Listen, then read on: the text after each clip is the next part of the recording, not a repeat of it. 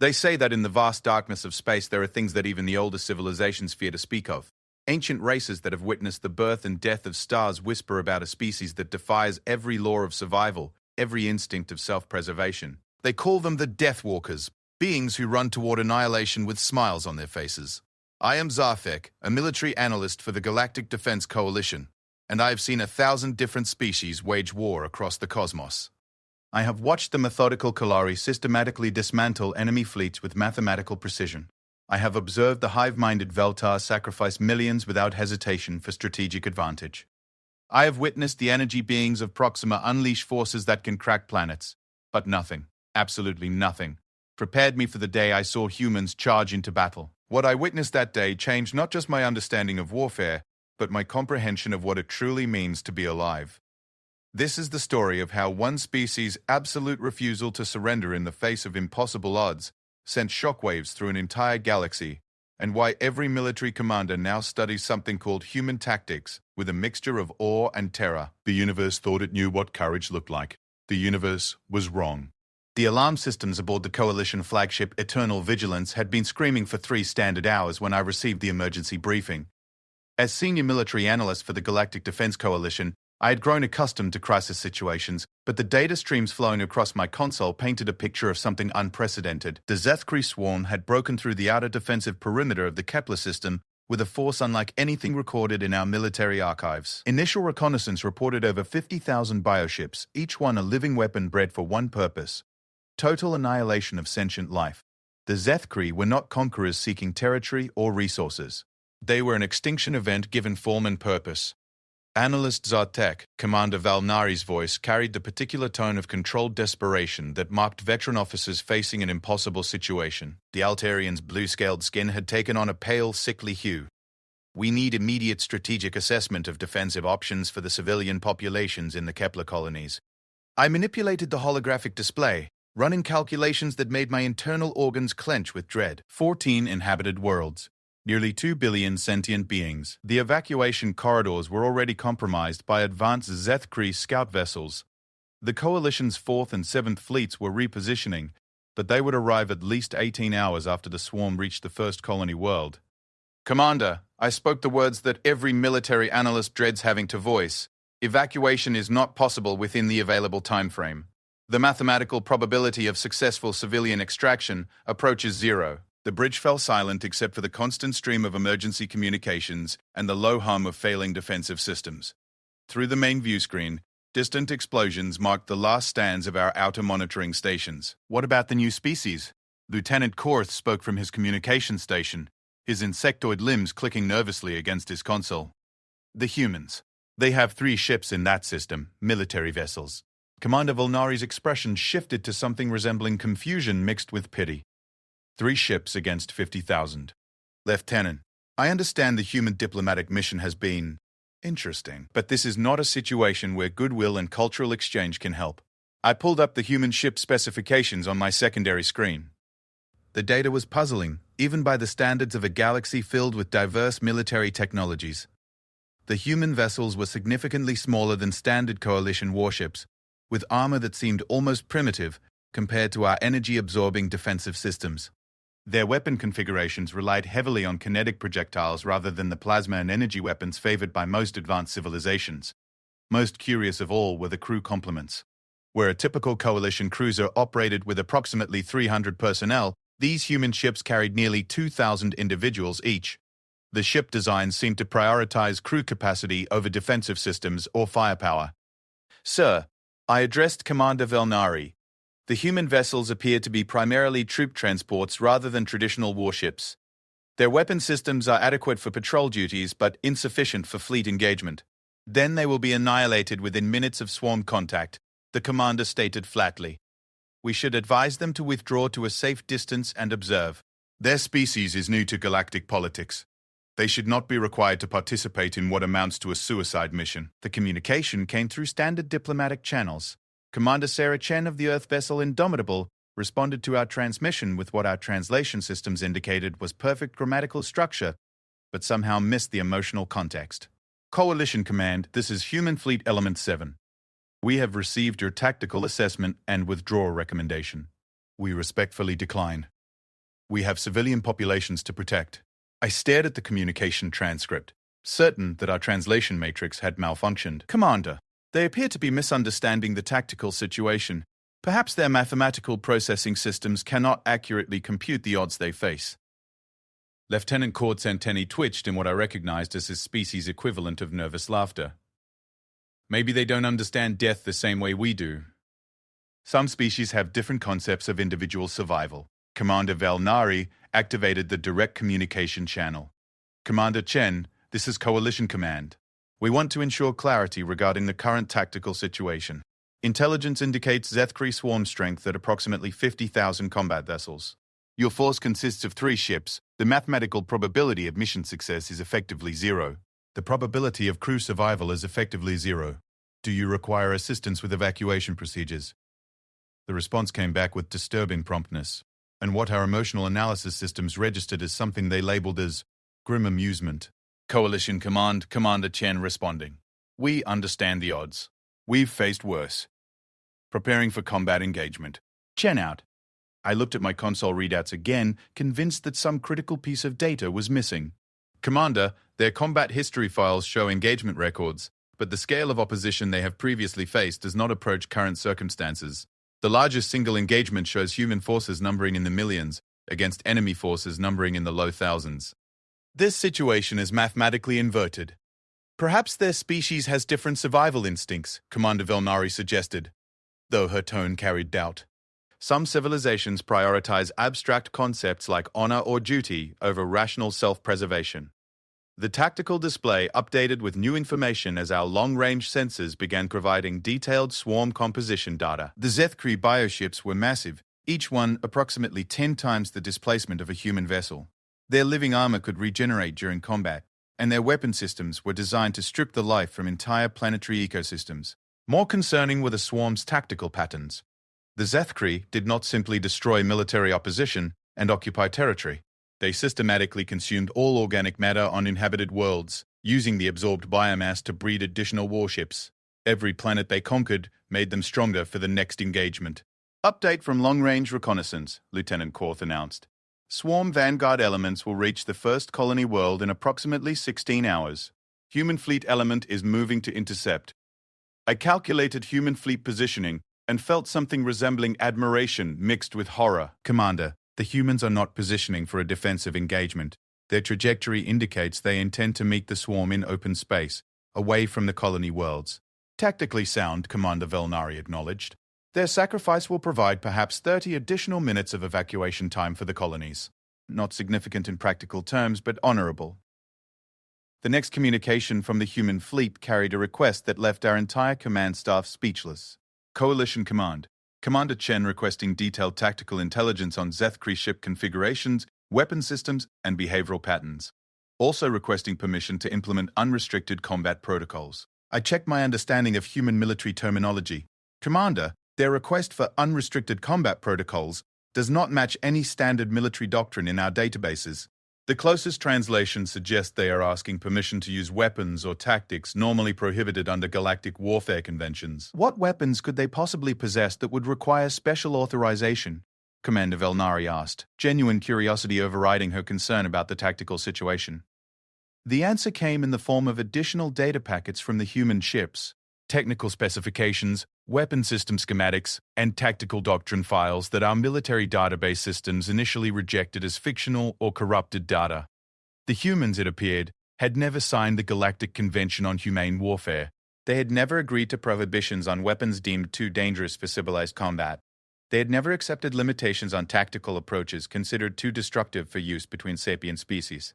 I stared at weapon specifications that made our most advanced military technology seem like children's toys. Kinetic weapons that could accelerate projectiles to significant fractions of light speed.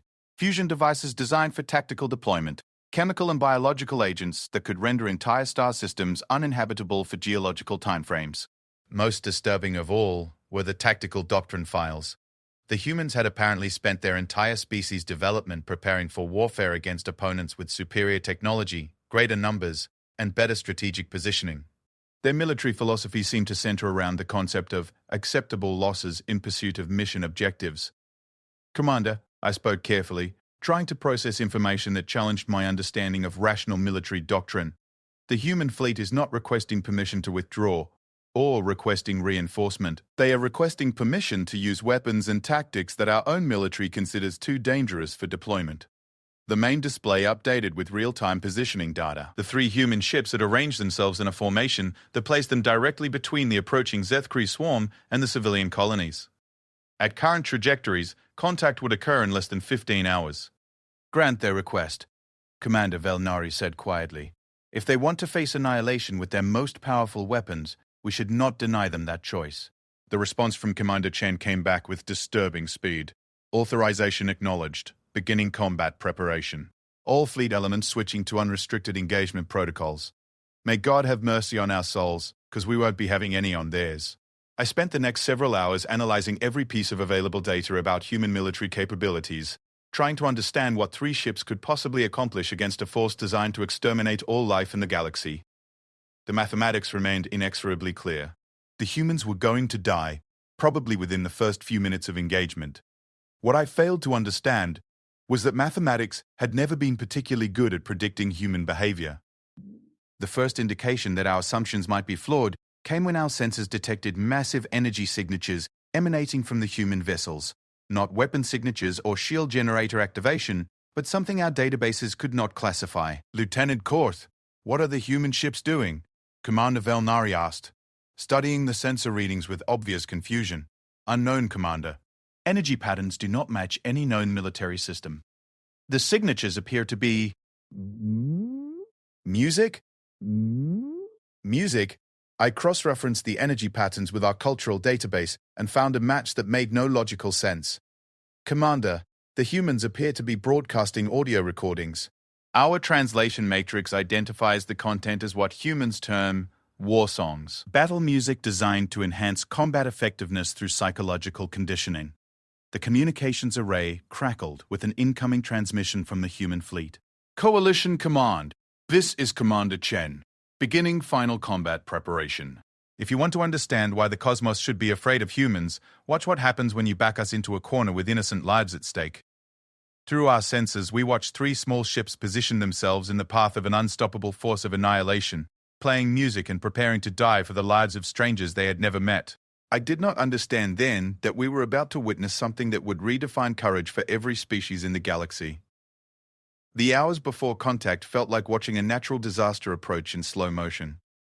Our long-range sensors tracked the Zethkri swarm as it swept through the outer system, leaving nothing but sterilized space in its wake. The automated defense stations that had taken the Coalition decades to construct were consumed and converted to biomass within minutes of contact. I had requisitioned a private observation chamber to monitor the engagement without interruption. As a military analyst, I had witnessed hundreds of battles, but something about this confrontation demanded my complete attention. Perhaps it was the mathematical impossibility of the human position, or perhaps it was their inexplicable confidence in the face of certain death. The human fleet had spent the intervening hours in what their communication logs described as final preparations. Our sensors detected intense activity aboard all 3 vessels, with energy signatures that suggested large-scale equipment modifications and crew repositioning. Most unusual was the detection of what appeared to be manufacturing activity, as if the humans were constructing new weapon systems during their final hours. "Analyst Zartek," Commander Velnari's voice came through my personal communication system. "We're receiving unusual data from the human fleet. Can you provide analysis?" I activated my console and immediately understood the commander's confusion. The human ships were broadcasting massive amounts of data to each other, but the content was unlike any military communication I had previously observed. Technical specifications, personal messages, cultural information, and what appeared to be complete databases of human knowledge in history. "Commander, the humans appear to be conducting a comprehensive information exchange. They are sharing their entire technological and cultural databases between vessels. Is this some form of final religious ceremony? A way of preserving their civilization's memory before extinction?" I studied the data patterns more carefully and realized the truth was far more complex. "No, Commander. They are not preserving information for posterity. They are ensuring that each ship has access to the complete knowledge base of human civilization. This appears to be tactical preparation." The implications were staggering. Most species compartmentalized military information to prevent total loss in the event of catastrophic defeat. The humans were doing the exact opposite. ensuring that any surviving vessel would carry the entirety of their species' accumulated knowledge and capabilities. As I monitored the data exchange, fragments of human military history began appearing on my analysis screens. The content was disturbing in ways I had not anticipated. Humans, it appeared, had a unique relationship with hopeless situations. Their military records contained engagement after engagement where human forces had faced mathematically impossible odds and somehow achieved victory, not through superior technology or overwhelming numbers, but through tactics that other species would consider suicide missions. They had a specific term for these engagements: last stands. More troubling was the psychological profile data embedded in their historical records. Humans apparently experienced a neurochemical response to extreme danger that enhanced their cognitive and physical capabilities rather than triggering normal self-preservation behaviors. When faced with certain death, they became more dangerous rather than less effective. A priority communication from the human flagship interrupted my analysis. Coalition Command. Commander Chen requesting direct communication with senior military leadership. Commander Velnari's image appeared on my secondary screen as she activated the communication link. Commander Chen, this is Coalition Command. We are prepared to receive your final transmission. Ma'am, this isn't a final transmission. This is a tactical briefing. The human's voice carried a tone our translation systems identified as determined confidence, mixed with what they labeled predatory anticipation. We have analyzed Zeth-Kree tactical patterns and identified critical vulnerabilities in their operational doctrine. I checked my console again, certain that human sensors could not have gathered more detailed intelligence than our advanced coalition systems. The Zeth-Kree swarm had been observed and analyzed by our best military minds for decades. Their bioships were living weapons, with no technological vulnerabilities, no exploitable weaknesses, no tactical flaws that could be turned to advantage. Commander Chen? Commander Vilnari spoke carefully. Our analysis indicates that Zeth-Kree bioships are essentially invulnerable to conventional weapons. Their living armor regenerates faster than most energy weapons can inflict damage. Yes, ma'am, we noticed that, but you're thinking about this wrong. I don't understand. You're approaching them as if they were machines or technological constructs. But they're biological organisms, which means they follow biological rules. They can adapt, but they can also be overwhelmed. They can regenerate, but regeneration requires energy. Most importantly, they can experience pain. I found myself leaning forward despite myself, drawn into a tactical discussion that challenged fundamental assumptions about Zeth-Kree capabilities. Our own military doctrine had always focused on avoiding direct engagement with bioships, precisely because biological weapon systems were considered too unpredictable and dangerous for conventional tactics. Commander Chen, even if Zeth-Kree organisms can experience sensory input analogous to pain, their behavioral patterns suggest they are not significantly influenced by such experiences. That's because nobody's ever hurt them badly enough. The human's response carried an undertone that our translation systems struggled to classify. Every engagement with Zeth-Kree forces has been defensive in nature. Nobody's ever taken the fight to them with the intention of causing maximum damage rather than simply trying to survive contact. Through my sensor displays, I watched the human ships continue their modifications. Energy patterns indicated that they were somehow reconfiguring their entire weapon systems, combining technologies in ways that should not have been possible with their available resources. Commander Chen, I activated my own communication link. Our analysis suggests that your weapon systems, while impressive for a developing civilization, lack the energy output necessary to overcome Zeth-Kree regenerative capabilities. Analyst, you're correct about our standard weapons, but we haven't been using standard weapons for the last 6 hours. The sensor readings suddenly made sense. The humans were not simply modifying existing systems. They were cannibalizing non-essential ship components to create entirely new categories of weapons. Life support systems were being stripped to power energy weapons. Navigation equipment was being converted to targeting systems. Even their crew quarters were being dismantled to provide raw materials for weapon construction. Commander Chen, those modifications will leave your ships without life support, navigation, or basic operational capabilities. That's correct. We won't need life support where we're going, navigation is irrelevant once we engage, and basic operational capabilities don't matter if we can't hurt them badly enough to make them reconsider their life choices. I realized with growing horror that the humans were converting their ships into single-use weapons. They were transforming vessels designed for long-term space travel into suicide devices optimized for maximum destructive output during a brief engagement period. The crew, Commander Velnari asked quietly, what happens to your people when the ships can no longer maintain life support? Ma'am, we have approximately 47 minutes of portable life support per person. Our tactical analysis indicates the engagement will be concluded within 30 minutes of initial contact. And if your analysis is incorrect, then we die a little faster than planned. I studied the tactical displays, trying to understand how even three ships converted to weapons platforms, could possibly affect a force of 50,000 bioships. The mathematics remained impossible. The humans had perhaps tripled their destructive output through their modifications, but they were still outnumbered by a factor that rendered their improvements irrelevant. That was when I noticed something in the human tactical data that made my internal organs clench with sudden understanding. The humans were not planning to engage 50,000 bioships. They were planning to engage the swarm's command and control organisms. Every Zethkri swarm operated under the direction of massive command bioships that coordinated the actions of thousands of smaller combat units. These command organisms were heavily protected at the center of the swarm formation, considered invulnerable to attack by conventional military doctrine. Commander Chen, I spoke with growing concern. Your tactical plan appears to target Zethkri command organisms. Those entities are positioned at the center of the swarm formation, protected by multiple layers of combat bioships. Reaching them would require fighting through the entire swarm. Correct, that's impossible. No, that's Tuesday. Our translation systems indicated that this final response was intended as humor, but the context suggested something far more disturbing. The humans were not simply planning to die gloriously in defense of the colonies. They were planning to do something that had never been attempted in the history of galactic warfare, a direct assault on a Zethkri command structure. The strategic implications were staggering. If successful, such an attack could disrupt swarm coordination across the entire system. If unsuccessful, it would result in the complete annihilation of the human fleet within minutes of engagement. Commander Chen, our military doctrine strongly advises against direct assault on Zethkri command organisms. The casualties required to reach them make such tactics prohibitively expensive. Analyst, we're already dead. We just haven't stopped moving yet. The only question is whether we die here accomplishing nothing, or die there accomplishing something that matters.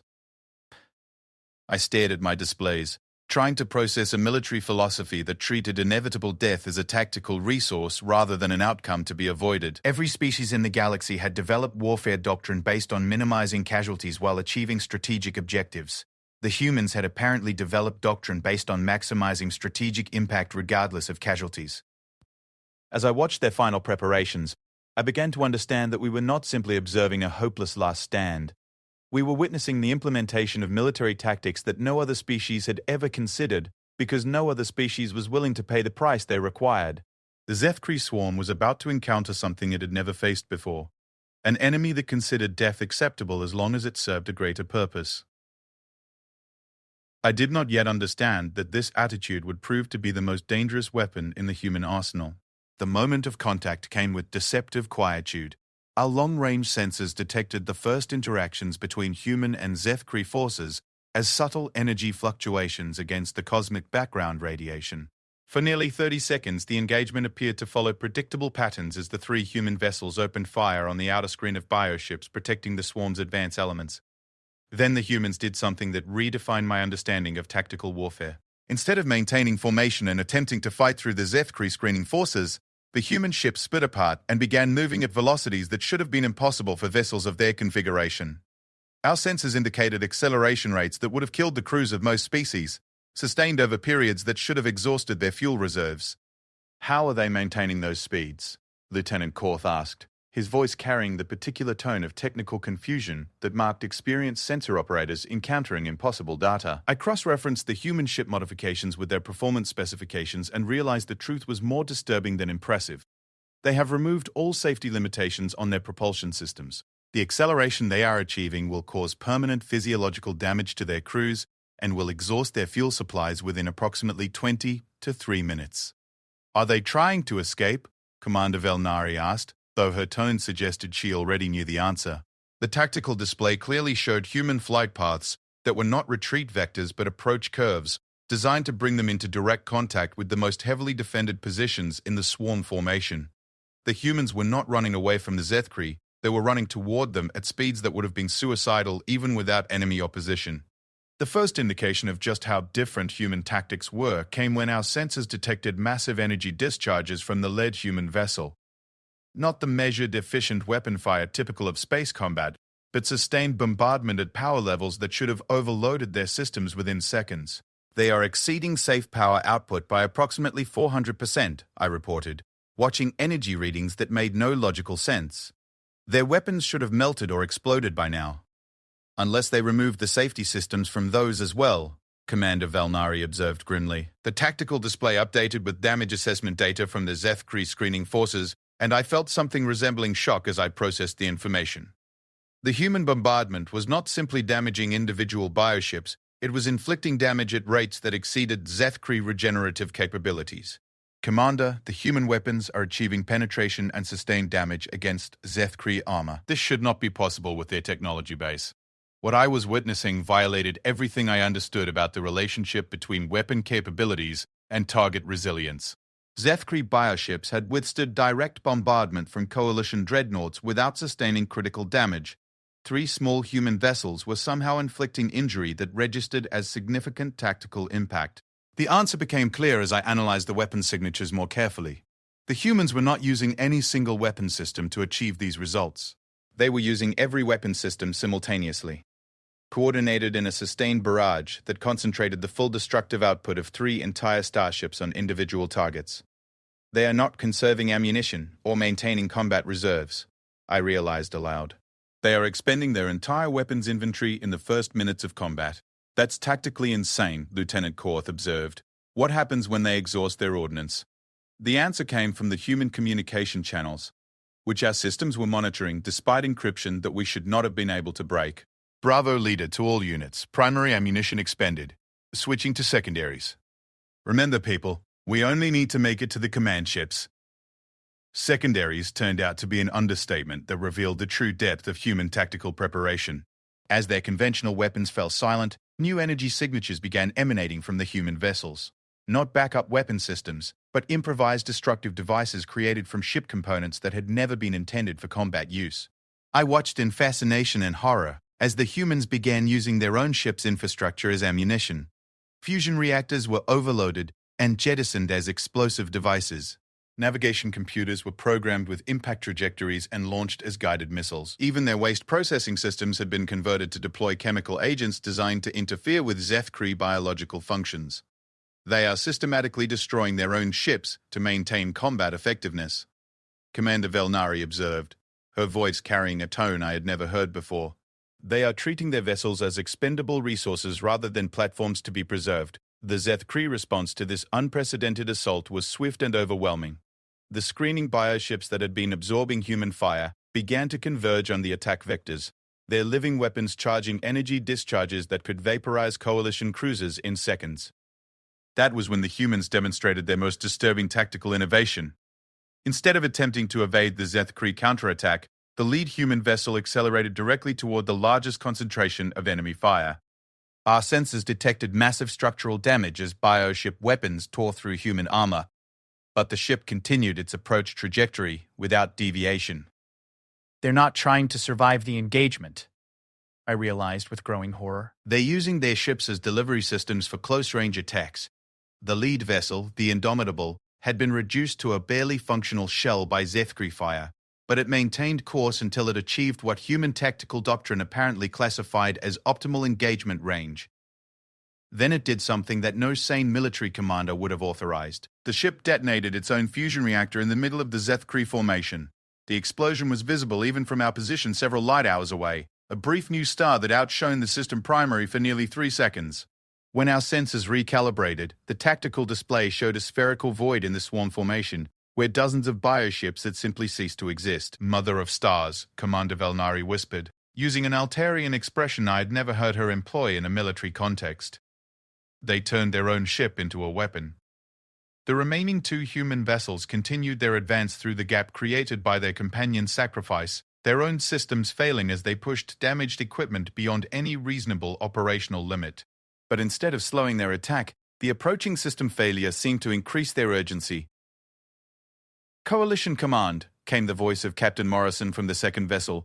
This is Defiant. Primary systems failing, life support at 18%. Estimate 12 minutes to command ship engagement range. Captain Morrison, Commander Valnari activated direct communication. You have already exceeded all reasonable expectations. You can withdraw, with honor intact. The response came back immediately, and our translation systems registered emotional content they labeled as grim amusement mixed with absolute determination. Ma'am, with respect, honor was never the objective. We're here to hurt them badly enough that they think twice about messing with innocent people.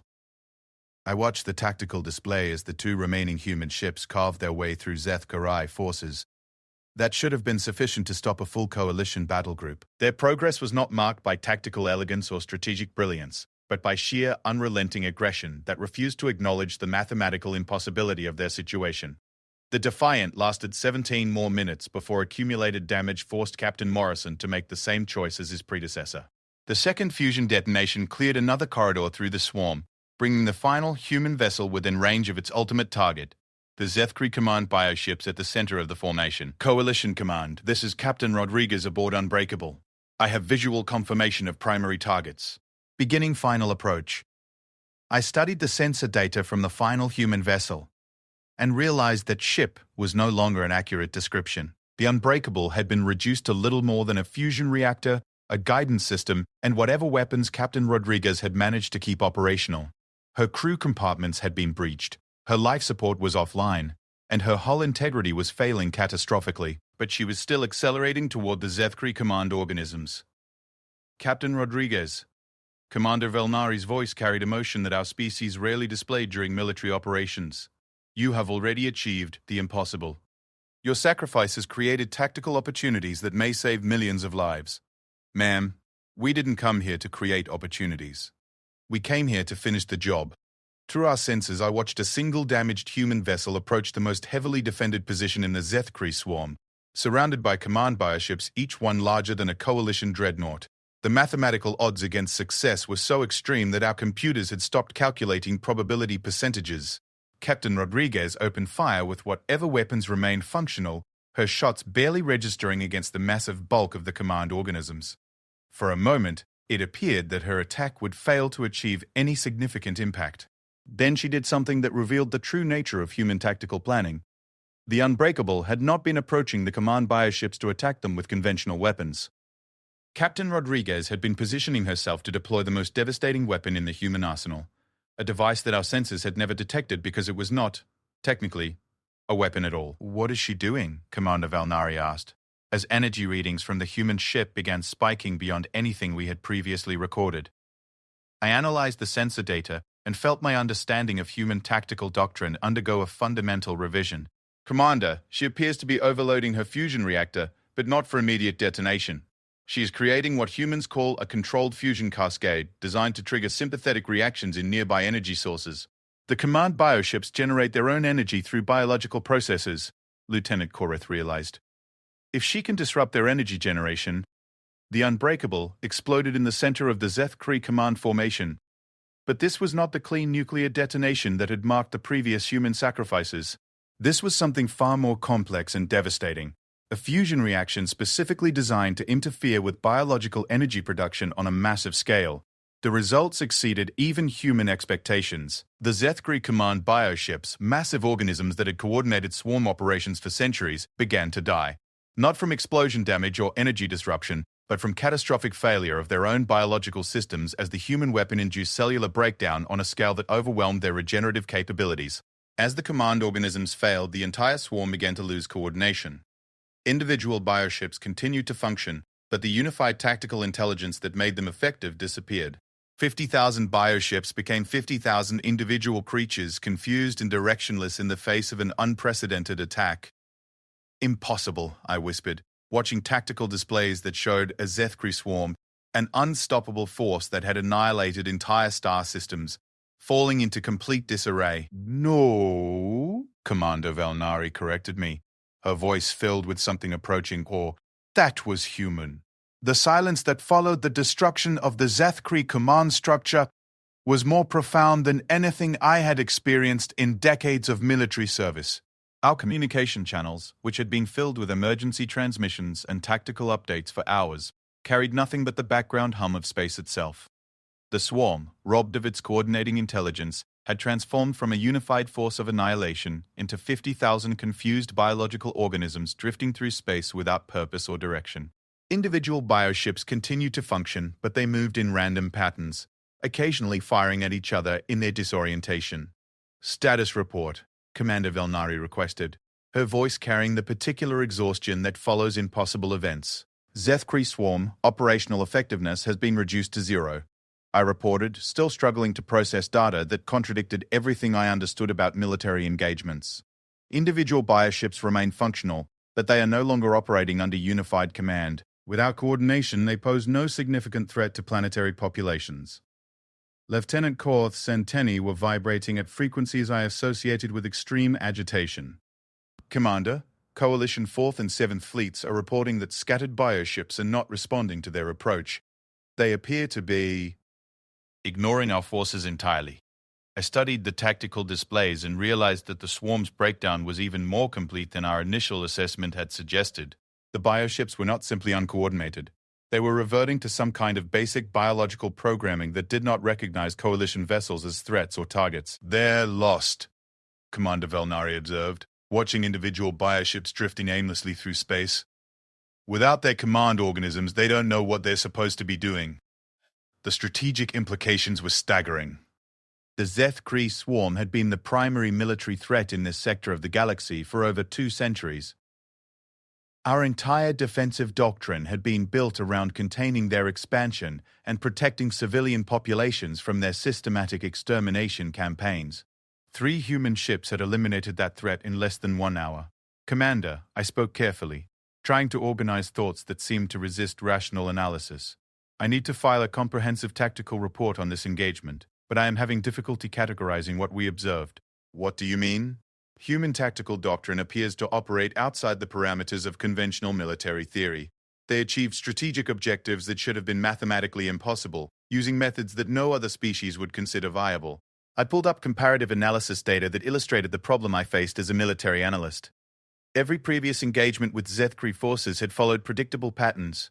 Superior technology and overwhelming numbers had been required to achieve even limited tactical success. The humans had somehow achieved total strategic victory using inferior technology and catastrophically inadequate numbers. Their success was based on tactical innovations that other species would classify as suicide. I continued. They accepted casualties that would be considered prohibitive by any rational military command. "They accepted casualties," Commander Velnari corrected me, "that were absolutely certain rather than merely probable. Every human who participated in that engagement knew they were going to die." The communication array suddenly activated with an incoming transmission that made our entire bridge crew freeze in shock.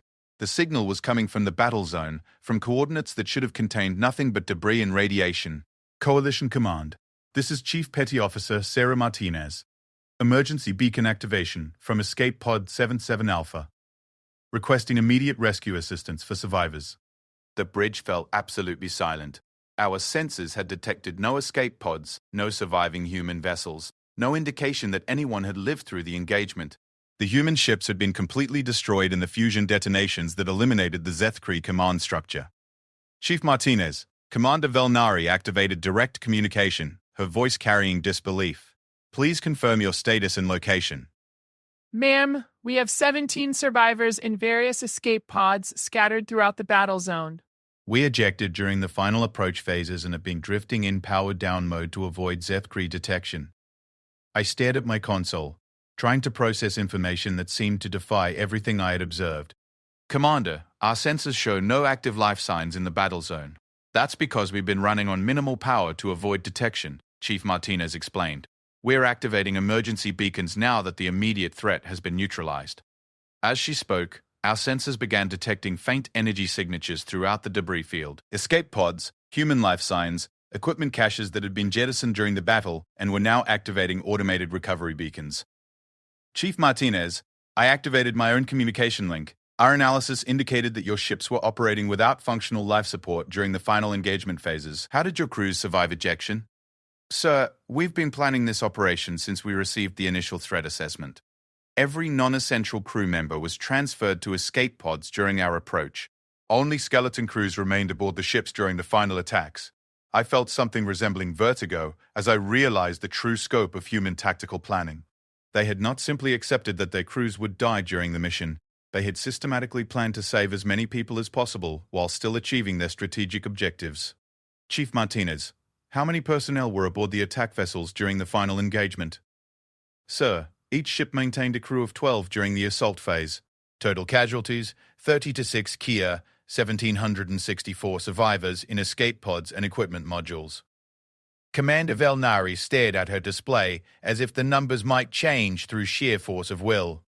Chief, you're telling us that over 9 times 8% of your personnel survived an engagement that we classified as certain death for all participants. Ma'am, with respect, we never planned to die. We planned to win. I spent the next several hours coordinating rescue operations for human survivors, while trying to understand how my analysis of their tactical situation had been so fundamentally flawed. The humans had faced the same mathematical impossibilities, the same overwhelming enemy strength, the same tactical constraints that I had calculated. But they had approached the problem with assumptions that no other species shared. Where other military doctrines focused on preserving assets and minimizing casualties, the humans had treated their ships as expendable resources designed to deliver maximum destructive impact. Where other species sought to avoid enemy strengths, the humans had attacked directly into the most heavily defended positions. Most significantly, where other civilizations accepted tactical limitations based on available resources, the humans had systematically eliminated those limitations by abandoning every safety protocol and operational constraint that might reduce their combat effectiveness. Analyst Zarthek, Commander Velnari requested my presence in her private briefing chamber once rescue operations were complete. I need your assessment of the strategic implications of what we witnessed. I had been dreading this conversation.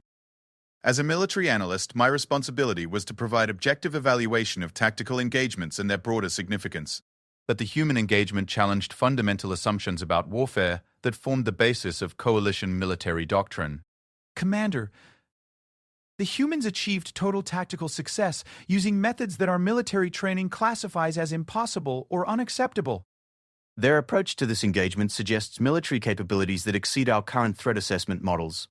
Are you saying the humans are more dangerous than we realized? I considered the question carefully, trying to organize thoughts that seemed to resist rational analysis. Commander, I am saying that human military doctrine operates according to principles that other species have never seriously considered. They appear to have developed tactical approaches specifically designed for situations that other civilizations would classify as hopeless. Through the view screen, I could see coalition rescue vessels moving through the debris field, recovering human survivors who had somehow lived through an engagement that should have killed everyone involved. Each rescue pod contained personnel who had volunteered for what they believed was a suicide mission, then executed tactical plans that saved their lives while achieving impossible strategic objectives. What happens, Commander Velnari asked quietly, when other species learn about human tactical capabilities? I thought about the 50,000 Zethkri bioships drifting aimlessly through space. Their command structure eliminated by 3 small vessels that had refused to accept tactical limitations. I thought about human military records that contained hundreds of similar engagements, impossible victories achieved through methods that other species would consider insane.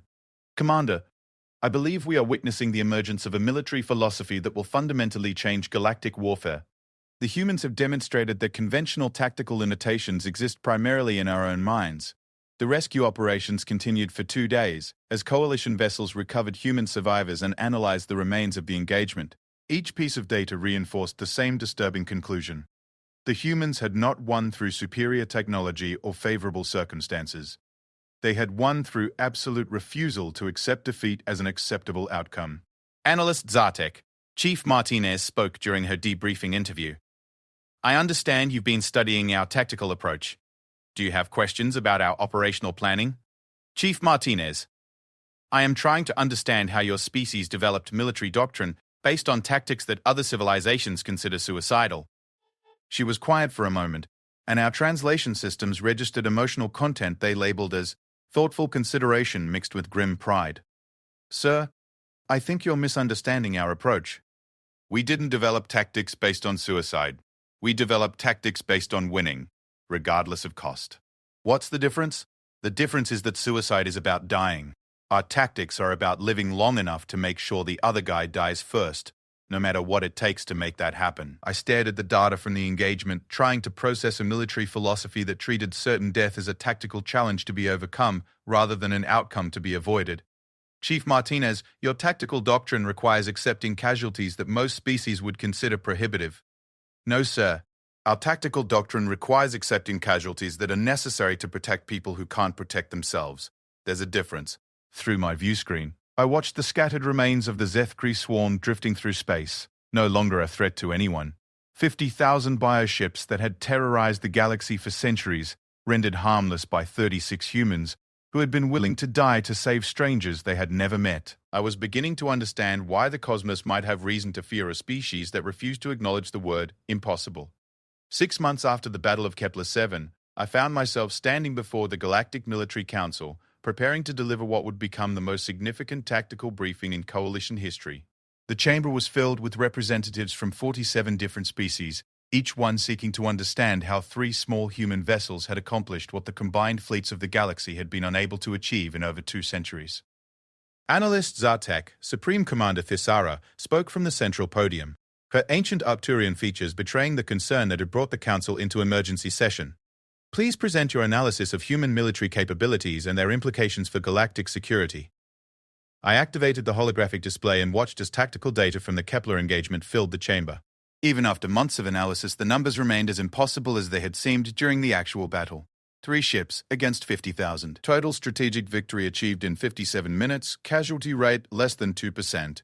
Honorable Councillors, the human engagement with Zethkri Swarm 7 represents a fundamental challenge to our understanding of military doctrine and tactical limitations. I began with the conclusion that had taken me months to accept. The humans have developed warfare techniques that operate outside the parameters of conventional strategic theory. Murmurs filled the chamber as representatives processed this statement. The Galactic Military Council had spent the better part of the last year trying to understand the strategic implications of humanity's first major military action, and every analysis had reached the same disturbing conclusion. The human approach to warfare is based on principles that other species have never seriously considered. I continued, bringing up comparative analysis data that illustrated the scope of the philosophical divide. Their tactical doctrine treats casualties not as costs to be minimized, but as investments to be maximized for strategic return. Commander Velnari, who had been promoted to Supreme Strategic Advisor following the Kepler engagement, activated her communication link. Analyst Zarthek, please clarify the distinction between human tactical approaches and conventional military doctrine. I had been preparing for this question for months, and I still struggled with an answer that captured the true scope of what I had observed. Commander, conventional military doctrine seeks to achieve strategic objectives while preserving combat assets and minimizing personnel losses. Human doctrine seeks to achieve strategic objectives regardless of cost to assets or personnel. That sounds like poor resource management, observed Councillor Vexter, the hegemony representative whose species had never lost a military engagement in their recorded history. With respect, Councillor, resource management assumes that resources have value beyond their immediate tactical application. Human military doctrine treats all resources, including their own lives, as expendable if their expenditure achieves strategic objectives. The chamber fell silent as representatives processed this information. The concept of treating personnel as expendable resources was not unknown in galactic warfare, but it was typically associated with primitive civilizations or desperate circumstances. The humans had implemented such doctrine as their primary military philosophy. Analyst Zartek, the Supreme Commander Thisara spoke with the particular tone of senior officers confronting information they did not want to believe. Are you stating that human military doctrine is based on systematic acceptance of total casualties? No, Supreme Commander. Human military doctrine is based on systematic acceptance of whatever casualties are necessary to achieve victory. The distinction is significant. I activated a secondary display showing human military history data that had been provided by their diplomatic mission.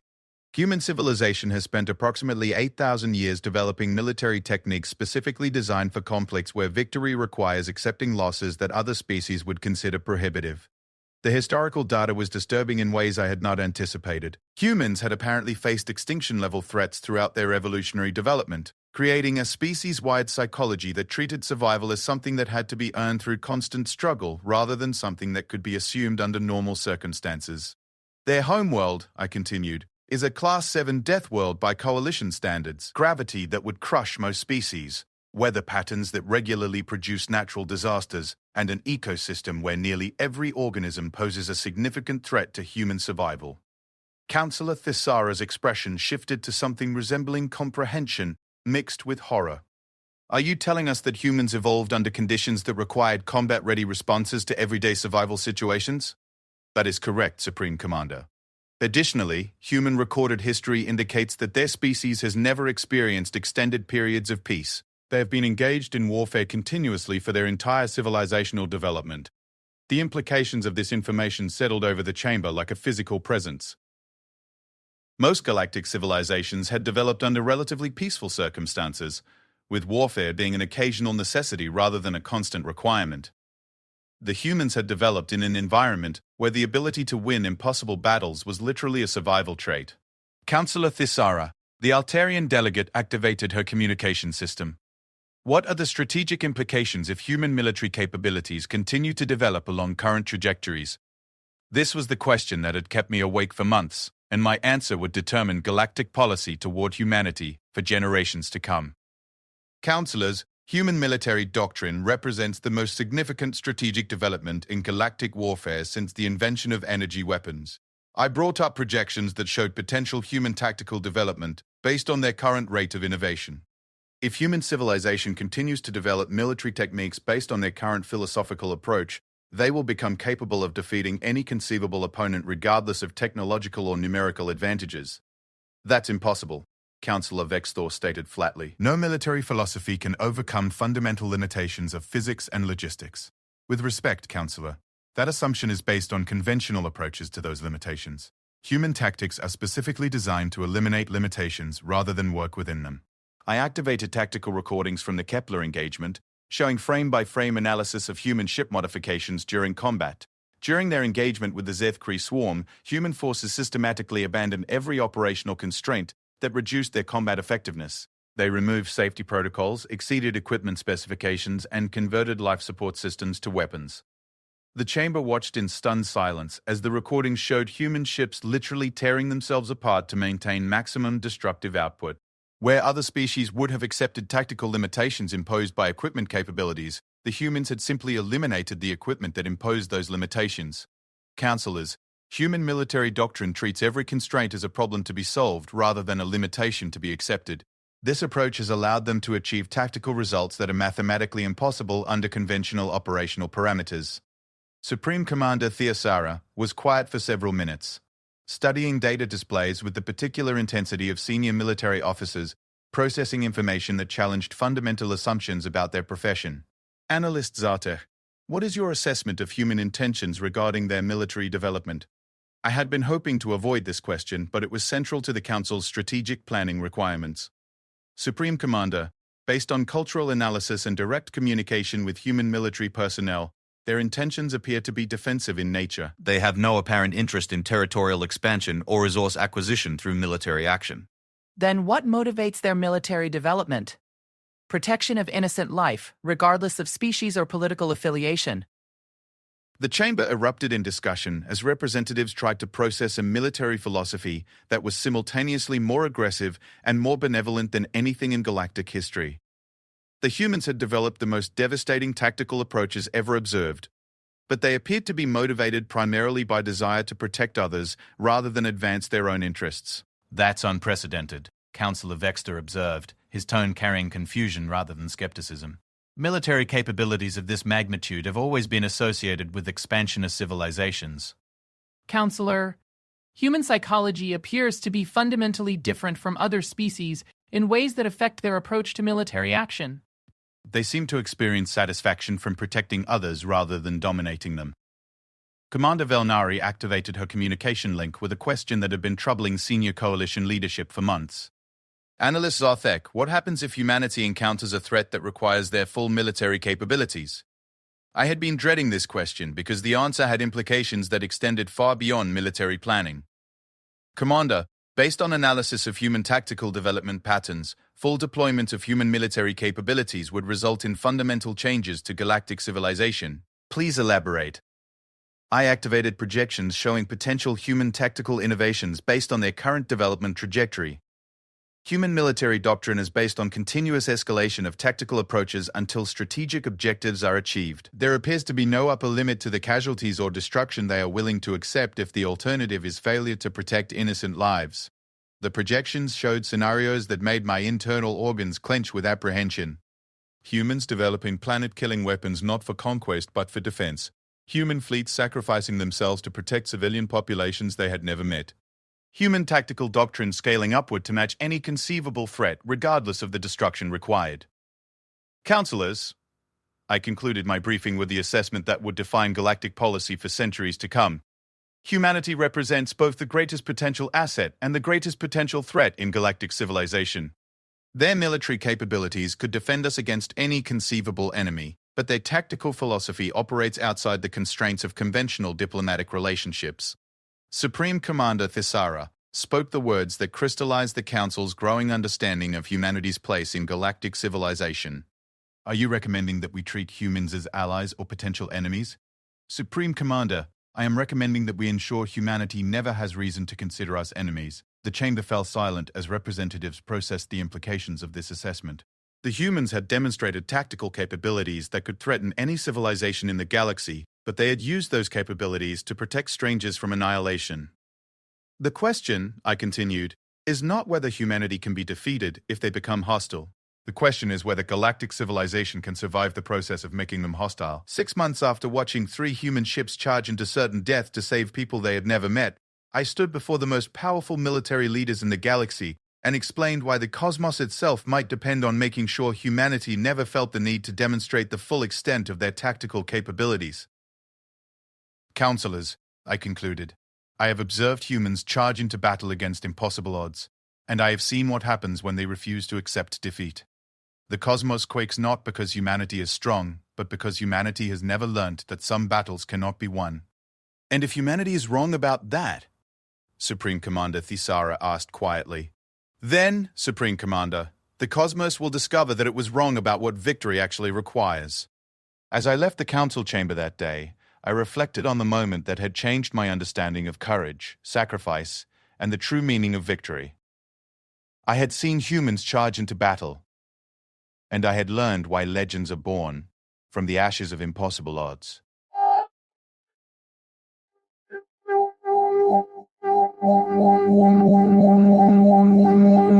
The galaxy would never be the same.